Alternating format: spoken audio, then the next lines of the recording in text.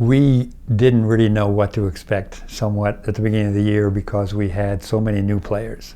And we had graduated and moved on with a number of our upperclassmen. So bringing in 11 new players and really realistically only having 4 returners, and those returners had limited time in the previous year. So our expectations were kind of up in the air on what we really thought we would be able to do this year. So felt like that the players really started to kind of meld together pretty rapidly, especially with their relationships with each other, which was really good. And but as far as on the court goes, we really struggled, I think, initially with all the youth and all the new faces. I mean, realistically, 11 out of the 16 or 15 players that we had on our team had never seen each other before they got to school this year. So that was a big part of kind of the unknowns that we had at the beginning of the season. So we were picked 11th in the conference by the coaches, and I think we played like that at the beginning of the year. We turned the ball over way too much. We didn't shoot a very good percentage, and we just didn't execute very well. And as the year progressed, I felt like we got a little bit better and a little better and a little better. And so by the midway through the second semester, I think we really started to feel like we had kind of got a rhythm going, so to speak. And actually, I don't remember exactly what it was, but I think we won like 7 of our last 11 or 12 games. And so we finished really well, ended up getting into the conference tournament, seeded 7th.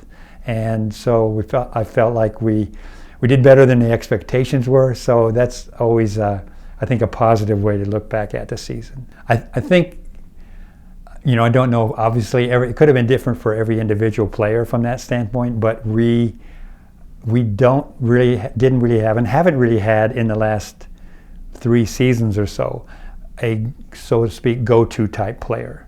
A player or 2 players or 3 players like some schools had, where, okay, we're guaranteed that these players are going to come up with 15 to 20 points each on a regular basis, and we can count on 2 of those 3 players doing that on a regular basis. We didn't really have that kind of situation with our team. So I think there was a big adjustment on both parts for us. It's not like playing Mesa. They're playing 5 players. Right. And all 5 of those players have played for 6 years at the college level.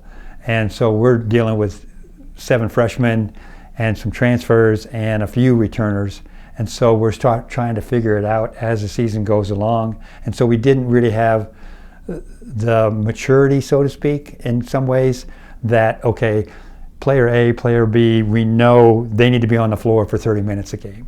And if we did have players like that, they weren't maybe able to stay on the floor that long, either for conditioning sake or maybe for foul trouble sometimes too. So it was much more, we were playing 11, 12 players on a regular basis, whereas other teams maybe go 7, maybe 8. And I think that's kind of has to take place, an adjustment has to take place in the minds of players.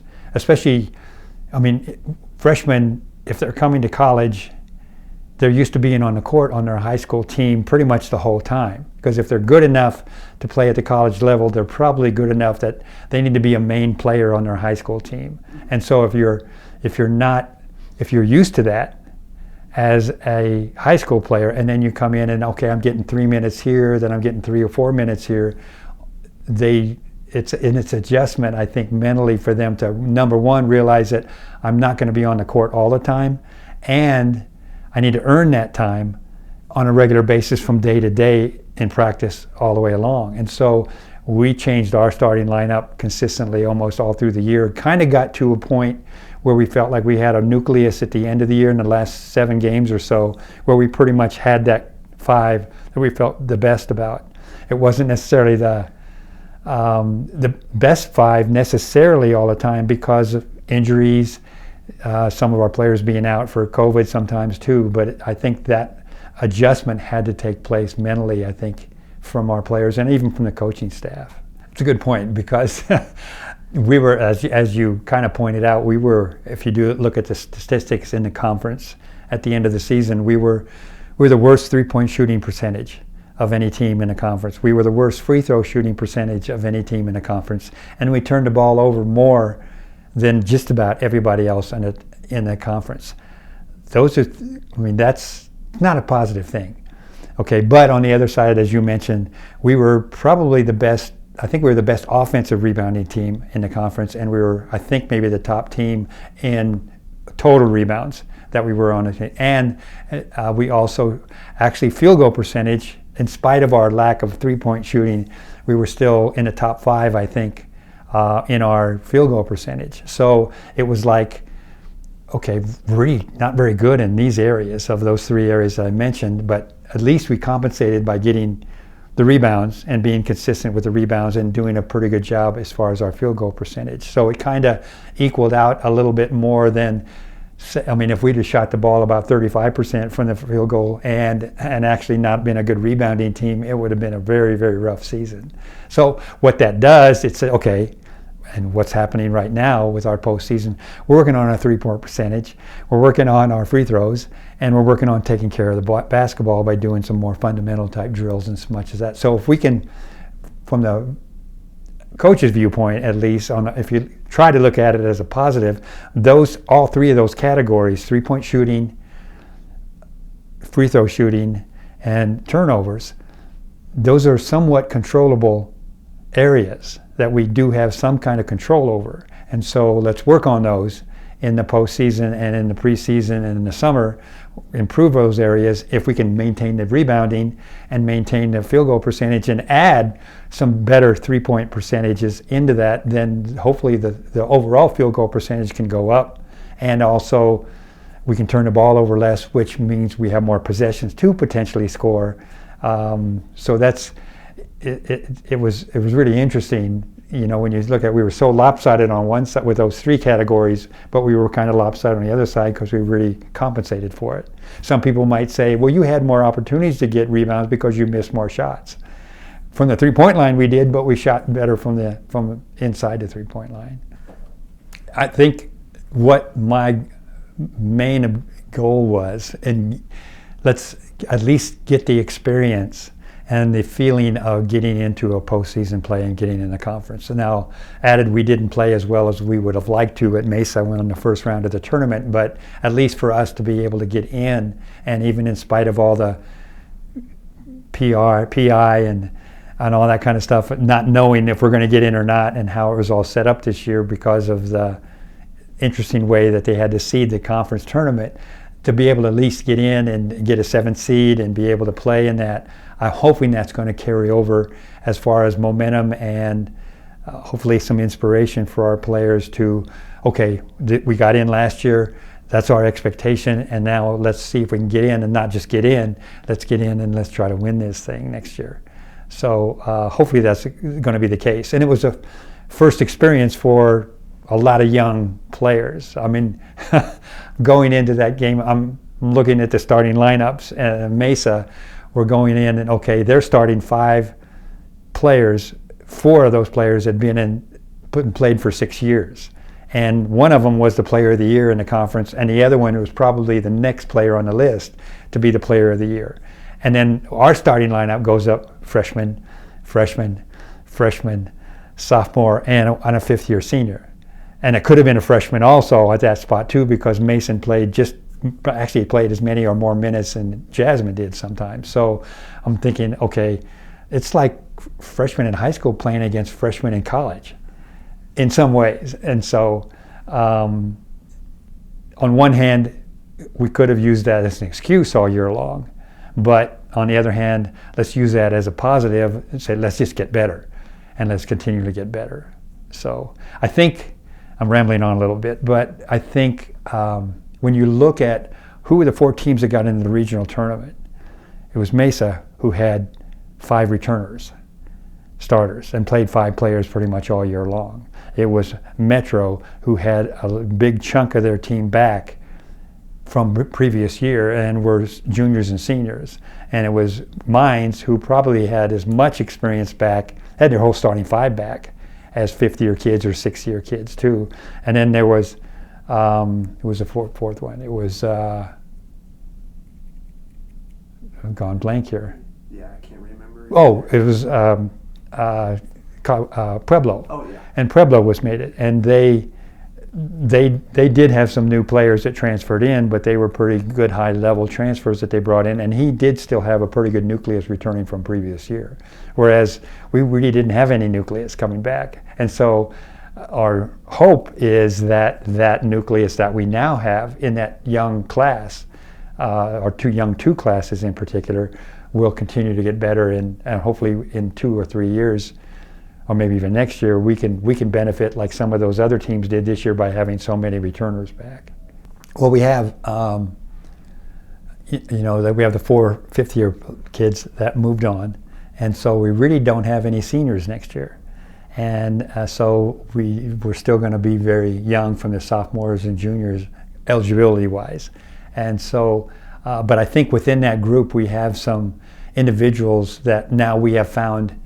Okay, who is kind of has the potential to be like a floor general, who can kind of be the person on the court that kind of brings things together and kind of organizes things and has that kind of respect from their peers to be able to be kind of those leaders on the court. And I think that's what we missed this year because of so many 11 new kids who've never seen each other before, and the other 2 being only playing with each other for a couple of years. And so I think now, I think we can point to and we can see that, somebody like Sophie has become kind of a player for us who's really consistent and has that kind of personality to kind of rein things in a little bit when things get a little crazy on the court too. And she's had to play a little different position than she's normally played this year too, as well as everybody else did. So I think that part, I think that is something that's really going to be an advantage for us because we've got that 1 year under our belt. We've got everybody coming back next year virtually, for the most part. And Breland was a player that we redshirted this year, and she has really done a really good job defensively and offensively, even in practice with us too. And she's chomping at the bit to get into the games and stuff too. And there were many, many times this year when I thought maybe we should not redshirt her. We could use her on the court right now. Talia had some injuries throughout the year and didn't get a lot of playing time. Jessica missed 7 games, and Jessica was honestly probably one of our most consistent players last year as a freshman. And coming off of a senior year in high school where she couldn't play because of an ACL, I think she's another one, has a huge upside on the court too. Mason is a rebounding freak, from that standpoint, and we're really excited about what she brings with us too. So there's a couple of pieces that we really are trying to fill in with some recruiting potential that we have right now too, that we feel like could really help in those areas especially, and so that's kind of where we are right now. Other than that, we're kind of living on the portal right now, like almost every school in the country it probably is right now, and that it's really had a major effect on recruiting, both from the seniors this year in high school. There's just not as many opportunities for them because this free agency is virtually what it comes down to. A program that the NCAA is, because of COVID, has kind of instituted is players are jumping and leaving for various different reasons. Some coaches are probably getting a little bit more cutthroat from the standpoint of, okay, we missed on this player, so I think you need to go ahead and get in a portal, and trying to fill that spot with a transfer from maybe a higher level dropping down. It's a trickle-down effect. From somebody from UConn who's going to get in the portal, all those mid-majors are going to be all over those kind of players. And if they have to open up a spot for that player to come down, now the low Division I's are looking at anybody who's potentially coming down, and we're doing the same thing at the Division II level. And then there's players that are, I think I can play at a higher level. And so they're getting into that quote-unquote NCAA free agency program and seeing what's available, and it's happened. I mean, you've probably seen it and heard the announcers on all this NCAA tournament on the guys, and I mean, there's not too many teams on the guys' side in particular that, North Carolina, one of their best players and starters is from Oklahoma, and you can go down the list of all those.